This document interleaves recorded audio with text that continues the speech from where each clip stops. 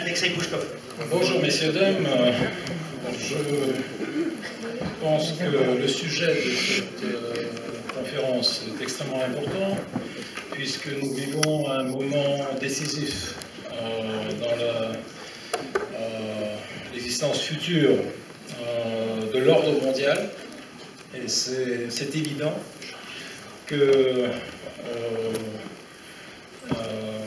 nous entrons dans une nouvelle époque.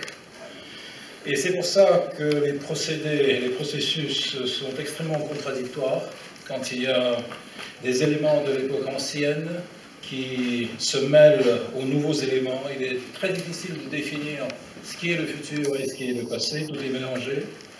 C'est une caractéristique des changements globaux qui s'opèrent dans le cadre de l'histoire humaine. Et je pense que nous vivons exactement ce moment. Donc, si nous considérons de ce point de vue un rapprochement éventuel entre la Russie et les États-Unis, je pense que ça va être un processus extrêmement compliqué, très contradictoire, et qui ne va pas être marqué par des mouvements décisifs, ou au moins pas dans un futur immédiat.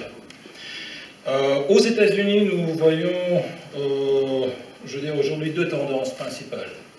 La tendance qui est représentée par M. Trump, c'est l'Amérique du common sense. C'est l'Amérique qui se considère d'une manière plus ou moins réaliste, qui voit ses problèmes intérieurs qui sont très importants, qui comprend que les États-Unis n'est pas un paradis, mais un pays qui est en proie à un certain nombre de crises qui peut-être ne se manifestent pas d'une manière trop active aujourd'hui, mais qui sont vraiment le futur des États-Unis avec cette classe des blanches qui est confrontée par des nouvelles réalités qui sont engendrées par la déindustrialisation, la mondialisation, une nouvelle carte ethnique des États-Unis, et ainsi de suite.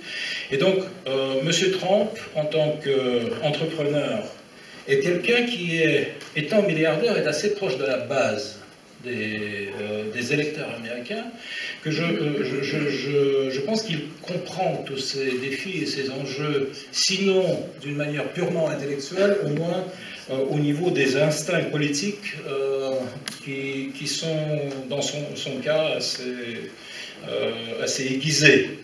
Et aussi, il y a une autre tendance qui est en conflit avec M. Trump, et cette tendance est représentée par tous ses ennemis, qui représentent une classe politique motivée par une religion libérale, des intérêts financiers et des choix établis.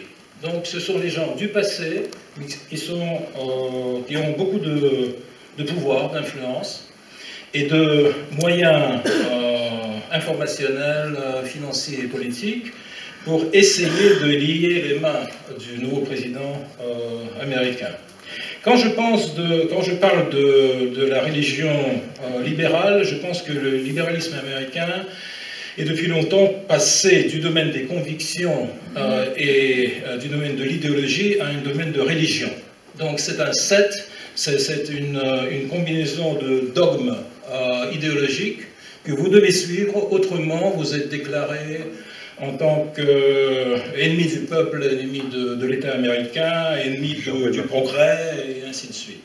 Donc vous devez suivre certaines prescriptions, et je pense que cette religion libérale a beaucoup plus des approches de Jean Calvin que d'une idéologie démocratique.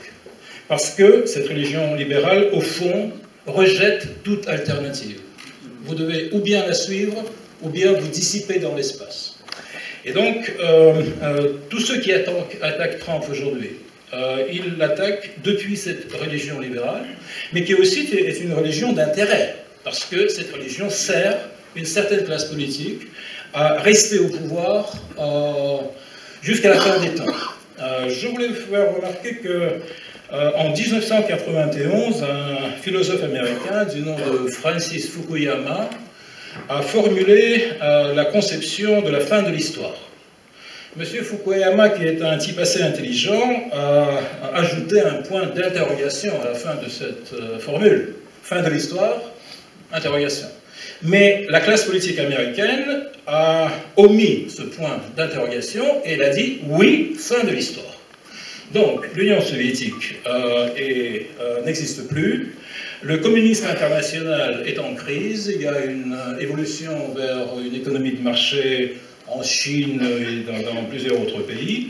Et donc, voilà, le développement mondial s'est arrêté, et ce qu'on va avoir aujourd'hui, c'est une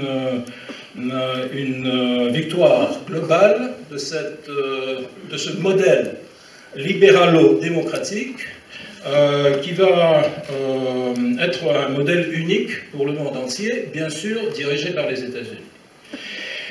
Je peux dire que c'est un concept qui me rappelle un peu le concept du communisme mondial, mais avec un autre sens.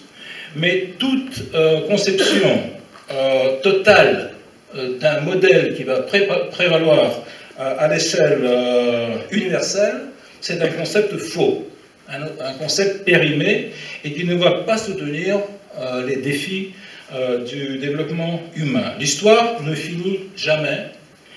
Et c'est ce qui est arrivé justement à cette conception, parce qu'une vingtaine d'années est passée, et qu'est-ce qu'on a vu? On a vu qu'au point, je dirais, ultime de sa domination internationale, les États-Unis ont commencé à dégénérer comme puissance mondiale, puissance globale numéro 1.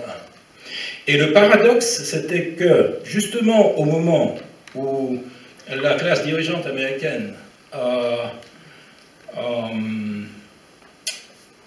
au moment où elle s'est considérée comme ayant atteint une victoire absolue, je veux dire au début de la guerre contre l'Irak, c'était le début de la fin de l'ordre unipolaire. Quand George Bush Jr.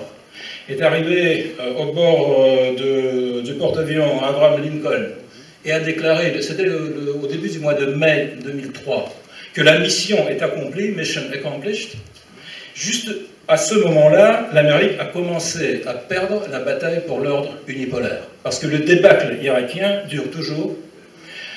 L'État islamique, c'est le résultat du débâcle irakien. La crise, aujourd'hui,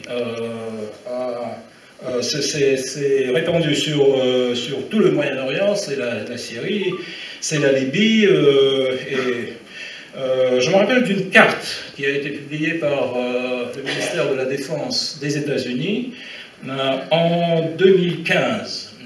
Cette carte, c'était la carte des pays où Al-Qaïda a des activités au temps actuel. Et donc, cette carte a démontré qu'en 2001, quand l'administration des États-Unis a commencé sa lutte contre le terrorisme international, il y avait 3 pays où l'Al-Qaïda était présente. C'était l'Afghanistan, c'était le Pakistan et c'était... pardon?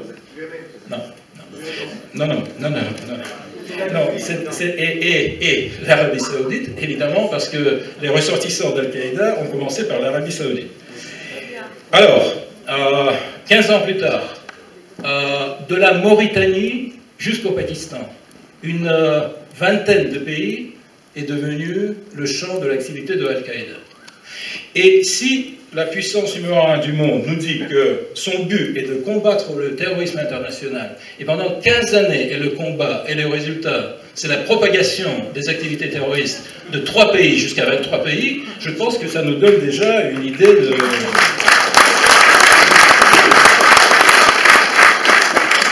l'efficacité de ce global leadership dont se vante la classe politique américaine classique. Donc, cette classe politique est en proie d'un hégémonisme désuet, un hégémonisme que les États-Unis ne sont pas en capacité de faire devenir une réalité.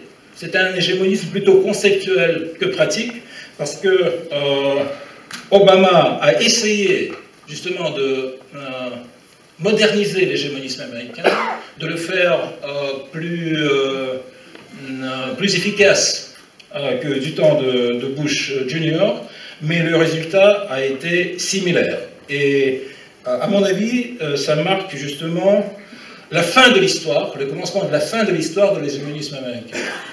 Mais bien sûr que cette transition de la période de l'hégémonisme américain à une nouvelle étape va être extrêmement compliquée, extrêmement difficile, parce que, à part cette religion libérale dont j'ai déjà parlé, il y a des intérêts financiers, il y a une énorme partie de l'économie américaine qui fonctionne justement pour aider cette conception d'hégémonisme. Le budget américain est redistribué pour faire profiter ces énormes campagnes du complexe militaro-industriel, technologique et ainsi de suite. Et donc, il y a une base économique à cette idéologie libérale et interventionniste et hégémoniste. Et puis, il y a des choix établis. Nous savons très bien que c'est difficile de changer, même quand il faut changer. Et quand je vois que aujourd'hui nous confrontons toutes ces campagnes idéologiques qui nous disent que la Russie est un ennemi éternel de l'Occident, que l'OTAN c'est une réponse à toutes les questions dans le domaine de la sécurité, et ainsi de suite, ça nous démontre que les États-Unis et l'Occident, enfin une grande partie des États-Unis et de l'Occident, préfèrent de suivre les choix établis que d'introduire des nouveaux éléments dans leur perception du monde actuel. L'OTAN, je suis absolument d'accord avec M. Trump que l'OTAN a perdu son efficacité en tant qu'union qui répond aux questions de la sécurité de l'Occident. Parce que l'OTAN persiste à se battre contre la menace russe. Où est-ce que l'OTAN voit la menace russe? En Crimée, peut-être? Mais la Crimée n'a jamais fait partie de la zone des activités de l'OTAN. Et la Crimée a toujours été russe, comme ça a été vraiment correctement remarqué ici. Historiquement, elle était russe. Pendant 25 ans, il y a eu un décalage entre cette réalité historique et une réalité politique, mais maintenant les choses sont entrées en ordre, et je ne vois pas comment le sort de la Crimée pourrait mettre en question la sécurité de l'Occident. Quand nous entendons que la Russie conduit des manœuvres militaires sur son propre territoire, nous nous demandons qu'est-ce que nous faisons de faux. Mais quand les chars américains viennent dans les républiques baltes, c'est considéré comme quelque chose d'absolument normal, parce que probablement ils doivent y être par définition. Et quand nous disons que les chars américains en Lettonie, c'est quelque chose qui nous fait nous poser des questions, on nous dit, eh ben voilà, c'est la menace russe. Donc, l'OTAN, à mon avis, aujourd'hui,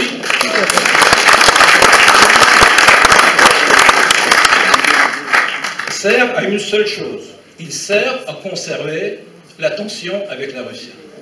Parce que si l'OTAN voulait vraiment défendre l'Occident des défis dans le domaine de la sécurité, je pense que l'OTAN aurait pris une part beaucoup plus active à ce qui se passe au Moyen-Orient. Parce que pour aller bombarder la Libye, l'OTAN est là. Mais pour battre l'État islamique, l'OTAN est absent.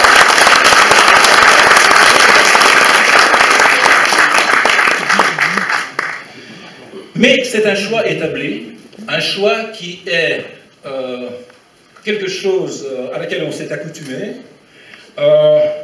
L'OTAN, je pense, peut remplir une fonction très importante. C'est de rassurer les Européens dans le domaine de la sécurité.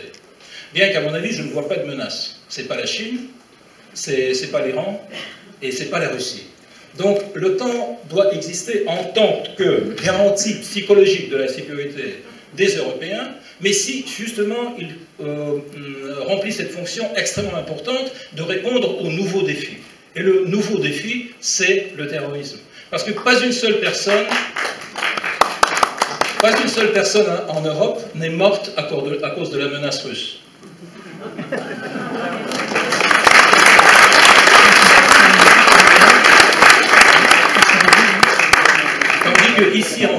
il y a des dizaines de personnes qui sont mortes à cause de la menace terroriste, et on le voit en Angleterre, on le voit en Allemagne, et puis il y a Mme Merkel qui apparaît à la télévision et qui nous parle de la menace russe. Et je pense que c'est absolument scandaleux.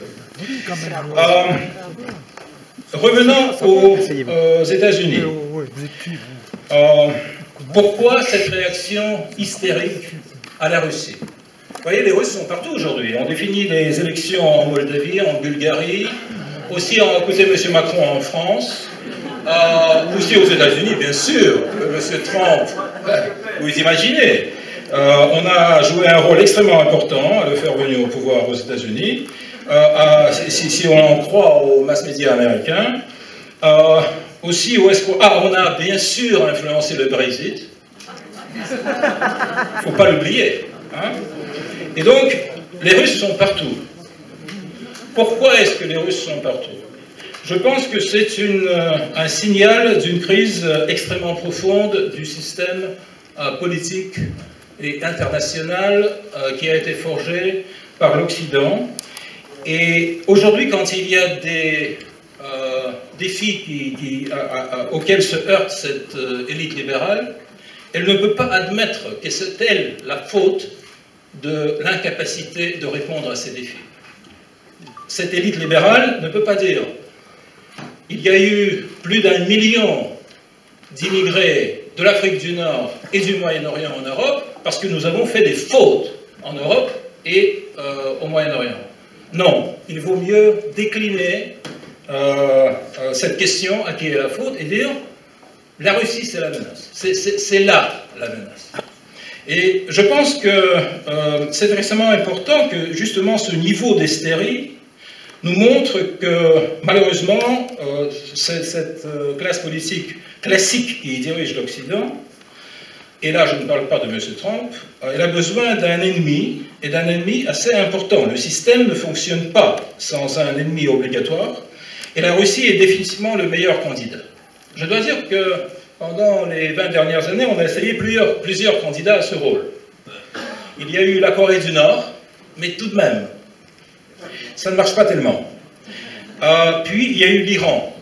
Et puis on a remarqué que l'Iran, à vrai dire, il est un peu trop loin, il s'occupe des affaires du Yémen, du Golfe Persique, mais l'Iran, en tant que menace pour l'Europe, c'est pas quelque chose qui peut tenir le coup. La Chine, bon, la Chine s'occupe de son développement économique, elle a quelques intérêts dans la mer de la Chine du Sud, mais à vrai dire, elle ne peut pas être considérée comme une menace pour l'Europe. Et donc, à la fin des fins, cette classe politique classique est venue à la conclusion que ça doit être toujours la Russie. Elle a été un ennemi du temps de la guerre froide, il faut la faire renaître en tant qu'ennemi et combler ce vide sans lequel ce système d'hégémonisme et de religion libérale ne fonctionne plus. Et donc, je pense que cette réaction hystérique à M. Trump, la raison est justement que Trump a mis sous question ce dogme politique et religieux. Trump a dit que, mais regardons le monde, il est fait autrement que vous ne le disiez. La priorité pour les États-Unis, c'est de ne pas être en confrontation avec la Russie, qui ne pose aucun danger pour les États-Unis. Mais il y a d'autres problèmes extrêmement importants que l'on doit traiter, peut-être avec les Russes. Et c'est là, je pense que la raison, enfin une des raisons pourquoi M. Trump est toujours attaqué, pourquoi il y a eu cette campagne qui, à mon avis, sort de toutes les limites raisonnables et possibles, et qui est centrée justement sur la question de l'influence russe sur les États-Unis. Et à écouter les Américains, on est une puissance super globale, hein, parce qu'on définit partout le courant des événements internationaux dans le monde entier, et aussi même les élections américaines.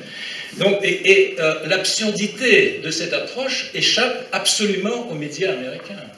Parce que les médias américains font partie du même système classique libéral qui veut se tenir au pouvoir indéfiniment et qui ne veut pas laisser aux autres tendances qui sont pourtant présentes dans la politique américaine, dans la politique française, dans la politique allemande, italienne, hollandaise et ainsi de suite, à se manifester et avoir la possibilité de proposer quelque chose de nouveau pour ces nations. Monsieur Trump est attaqué parce qu'il n'est pas quelqu'un qui vient de cette classe libérale classique. La Russie est une raison et la Russie est aussi un prétexte.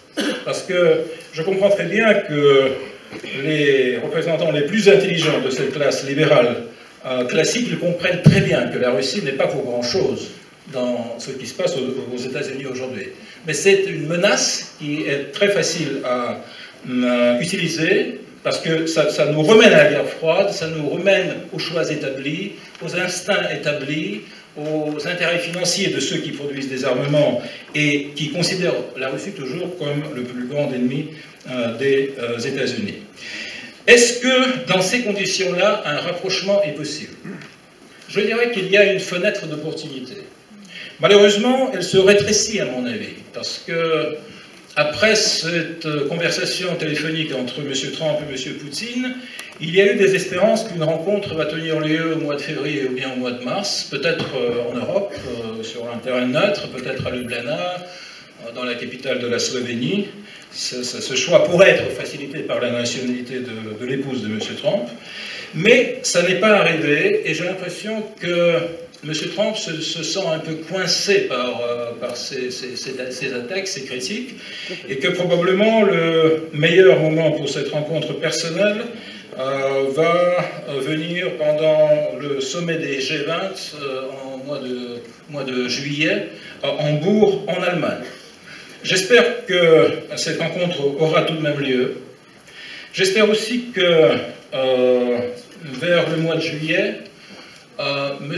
Trump fera un choix personnel. Parce qu'à mon avis, il doit décider. Ou bien il confronte cette campagne anti-russe et offre une alternative à cette campagne, ou bien elle va submerger toute sa présidence. Parce que les gens comme McCain, les gens comme Cotton, comme Graham, comme Washington Post, CNN et tous les autres fake news, ils ne vont pas le laisser partir comme ça. Et ça va être comme une épée de Damoclès sur sa tête qui va pendre sur sa tête pendant toute sa présidence. Je l'envisage parfaitement. Et avec toutes ces spéculations autour de la possibilité de le faire partir, de commencer une procédure d'impeachment à cause des Russes. Et aujourd'hui, il y aura des hackers russes, demain, il y aura des espions russes, puis il y aura des espionnes russes, puis il y aura des prostituées russes.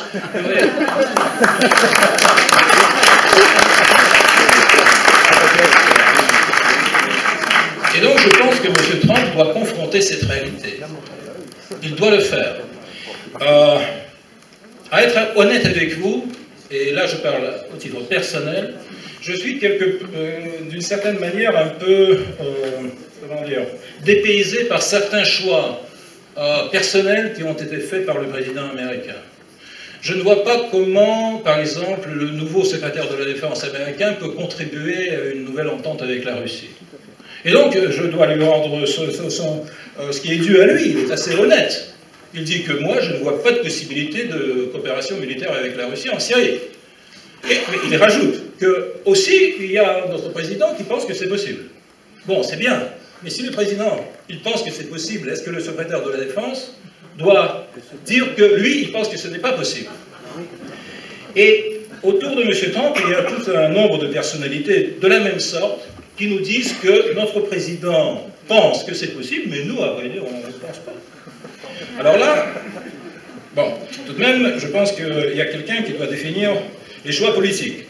Et la seconde chose, c'est que je pense que M. Trump doit commencer par quelque chose de vraiment important.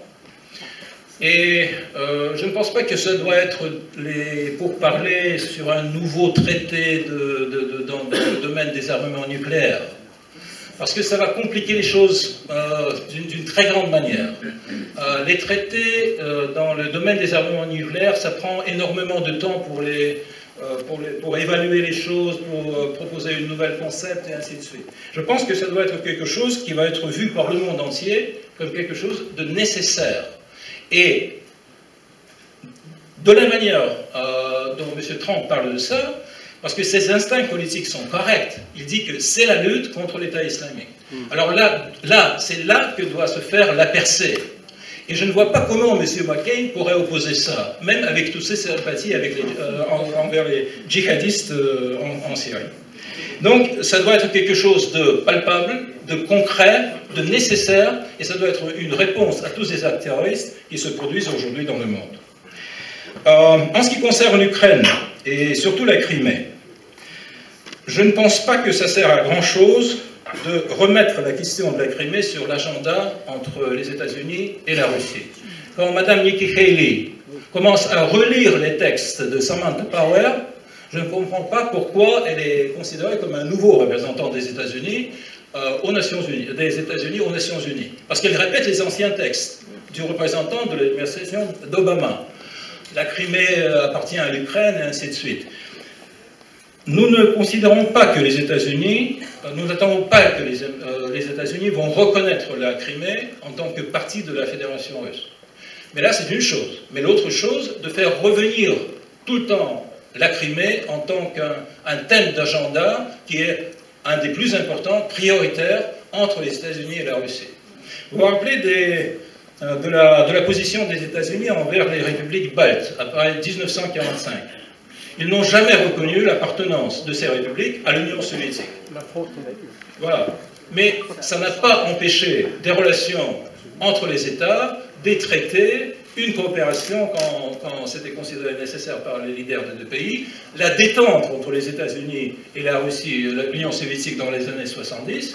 Donc, on n'attend pas que ça va être reconnu, mais on attend que ça ne définit pas les priorités des États-Unis et de l'Europe aussi dans les relations. Pourquoi? Parce que c'est une question où un progrès n'est pas possible. Cette question est déjà résolue. Elle est fermée du point de vue de la Russie. La Crimée fait partie de la Russie. 90% des habitants de la Crimée se sont prononcés pour ça, et ce n'est pas seulement le référendum qui l'a démontré, c'est aussi les résultats des analyses des agences de sociologie occidentale qui démontrent le même résultat.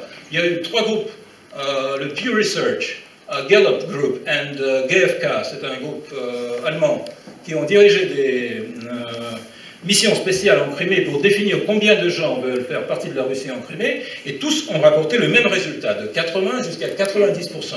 Donc ça, c'est une réalité politique, et je pense qu'il vaudrait mieux que les États-Unis ne la placent pas en tant qu'une question qui doit être débattue avec la Russie. Ça ne mène nulle part, mais ça va vraiment, ça peut compliquer extrêmement cet éventuel rapprochement dont nous parlons aujourd'hui. En ce qui concerne l'Est de l'Ukraine, c'est une question qui est sur la table, on en parle dans le format normand, mais aussi on doit voir que l'Est de l'Ukraine est en train de quitter l'Ukraine.